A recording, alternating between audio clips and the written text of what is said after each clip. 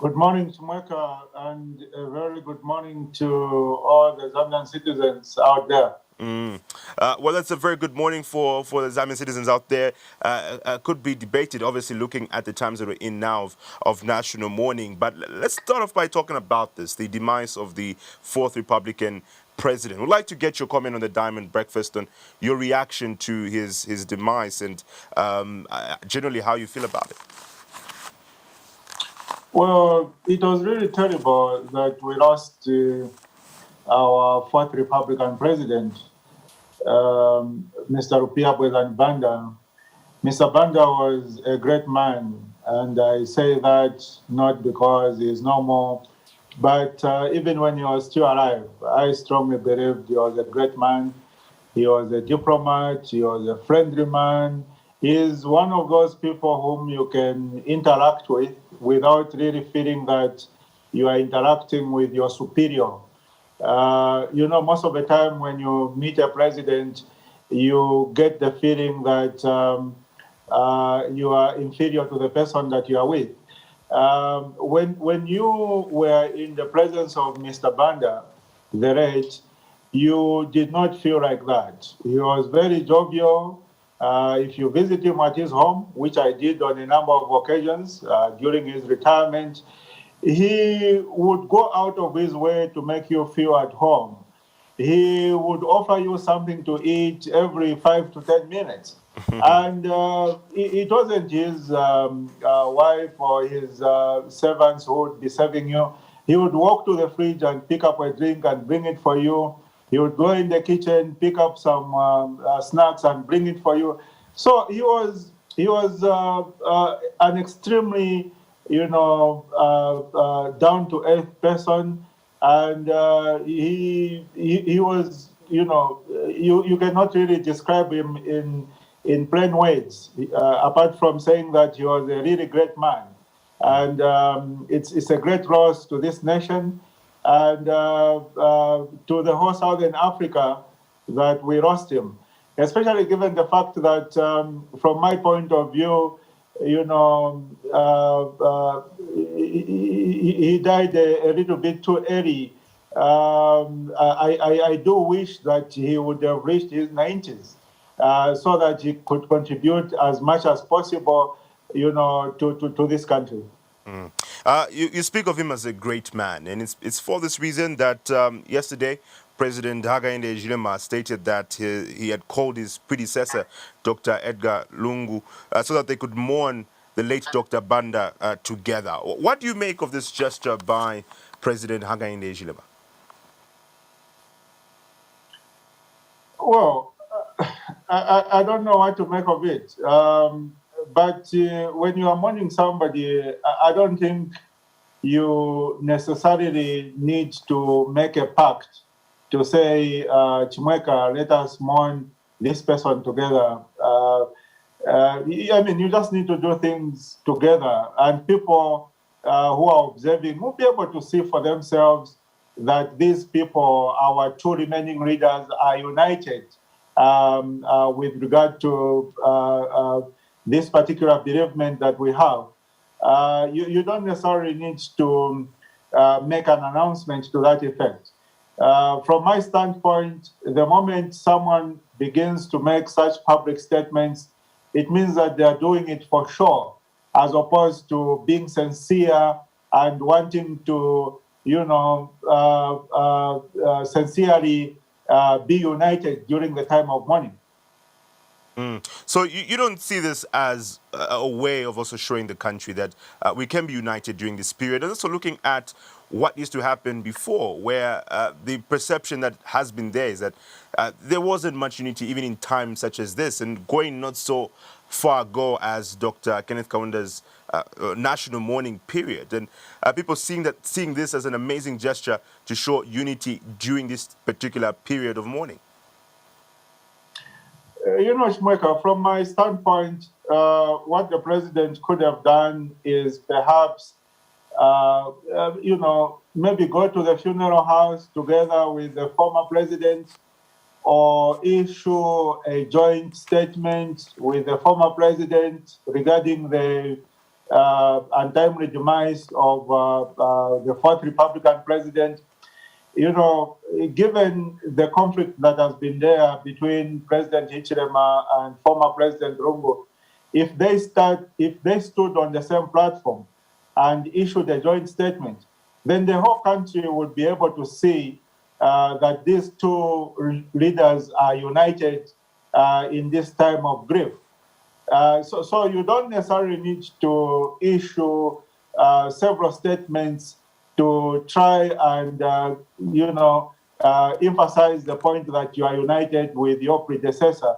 You just need to act in a united manner. And then the people will be able to see that you are united. So from our standpoint, we believe that it was unnecessary for President Hichilema to issue that statement to the effect that he's appealing to the former president for them to be able to unite in this time of grief. Speaking of this time of grief, obviously the national mourning was announced on Friday by President Hakainde Hichilema himself later in the evening. But as of the following morning on Saturday, different events were cancelled. Social gatherings were cancelled as well. But we have seen some members of the public who have disregarded this and disregarded the whole state of national mourning by going ahead with their social gatherings. How best do you think citizens can be reprimanded in this case where they still go ahead? Well, for us, we are particularly disappointed with the fact that the Minister of Home Affairs and Internal Security, Jack Mwimbo, decided to proceed with Youth Day celebrations in Monze on Saturday, despite the directive from government that all events are cancelled. And the excuse that came from Jack Mwimbo is that he was not aware. Now, that makes you wonder what kind of communication systems the new Dawn administration really has, whereby one minister issues a government directive and another senior minister is not aware of such a directive. I mean, even at a small organizational level, you would have a WhatsApp group for senior members of the party. And when you make an important announcement, it's urgent, you do reach out to each and every senior member to make sure they are aware. So to us, that shows the level of disorganization within the new Dawn administration. And also, in as much as we appreciate the excuse offered by Honorable Jack Mwimbo that he was not aware of the cancellation, we take particular note of the fact that he has not tendered an apology for conducting the Youth Day celebrations at a time of national mourning. Obviously, when you make a mistake, the natural thing to do is to apologize.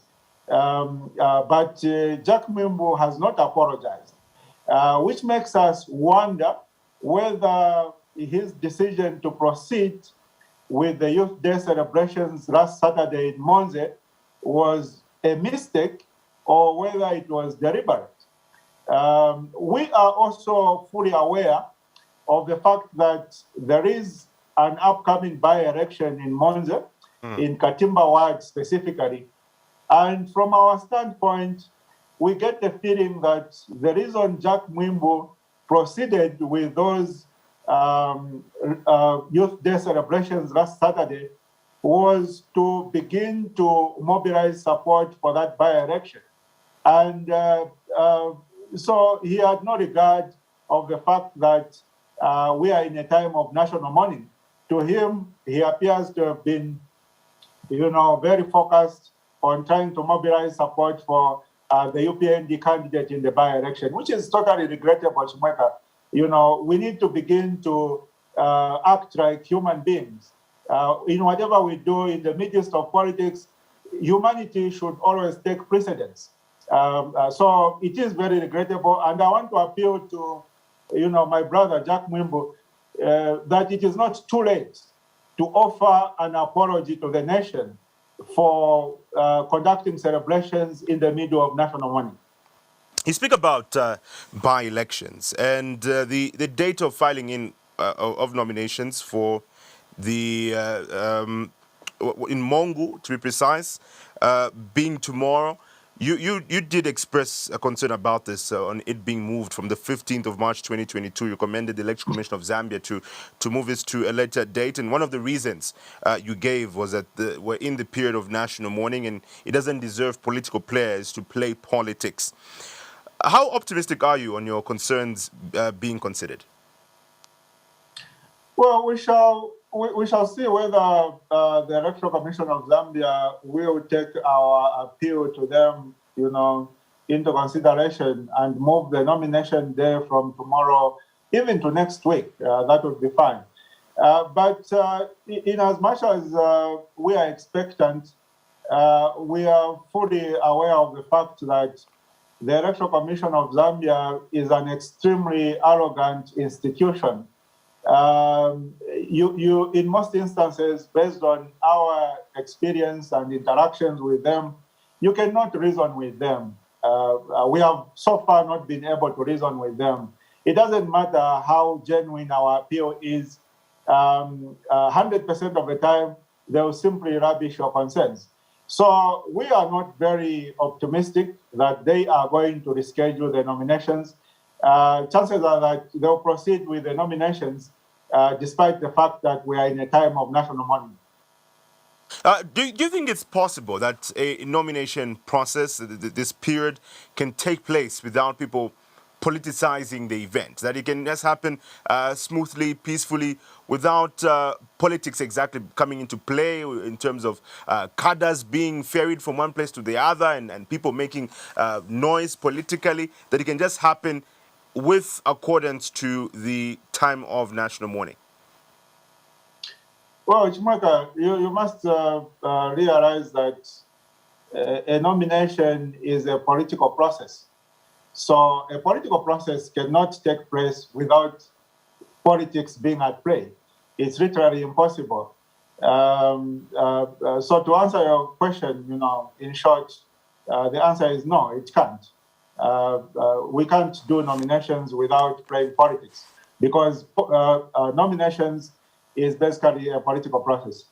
All right, Mr. Tembo, before we let you go, how would you urge the country, whether it's youths, fellow political players, how would you encourage them to learn from the legacy of the late Rupiah Banda? What lessons do you think should be learned from him?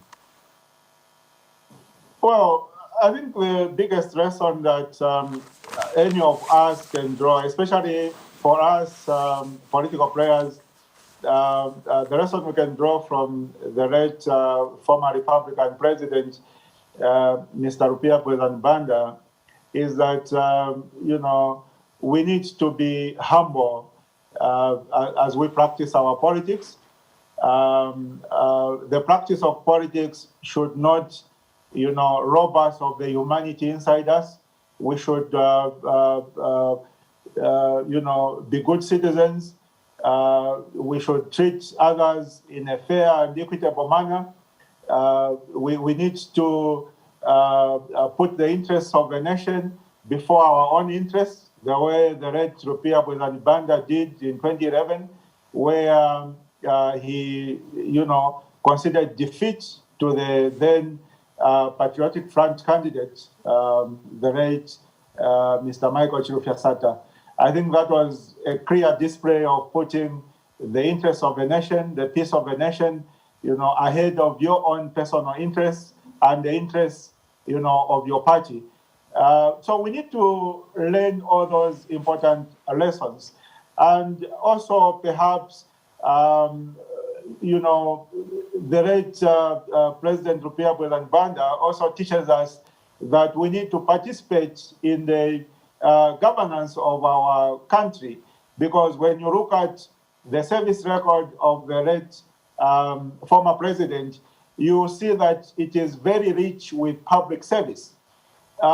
Many a time in these days, people feel that they just need to work on their career, and for as long as them and their families are, happy and comfortable. They do not care about public service. They do not care about whether the country is being properly managed or not. They do not, have appetite to contribute to public service by offering themselves, to be elected into a public position, whether as a councillor or member of parliament or as a president. And at the end of the day, the leadership that runs this country will be drawn from the people that offer themselves into public service. We, especially us, our generation, especially the professionals, we cannot afford to be analyzing the performance of government and condemning the poor, performance of successive governments while we don't offer ourselves for public service. Of course, public service is, a mammoth task. If you aspire to be elected, you might not be elected.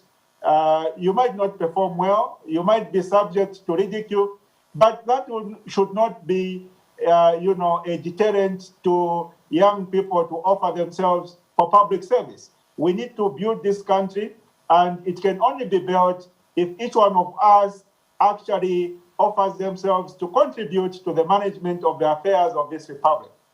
Mr. Tembo, thank you so much for joining us on the Diamond Breakfast Show. We wish you a great day. Thank you, Chimweka. Good day. All right, we'll be joined by the Patriots for Economic Progress President in Tembo, and we'll be looking at according respect to state of national mourning generally and remembering the life of the fourth Republican president in Dr. Rupiah Banda. We'll continue doing so on the Diamond Breakfast. Soon, I'll be joined by a former member of parliament for Chipangali. He did become member of parliament under the Patriotic Front regime, but even before that, under the MMD regime led by Dr. Rupiah Banda. So we'll be going through some memories with him, going down memory lane with Vincent Wale, who'll be joining us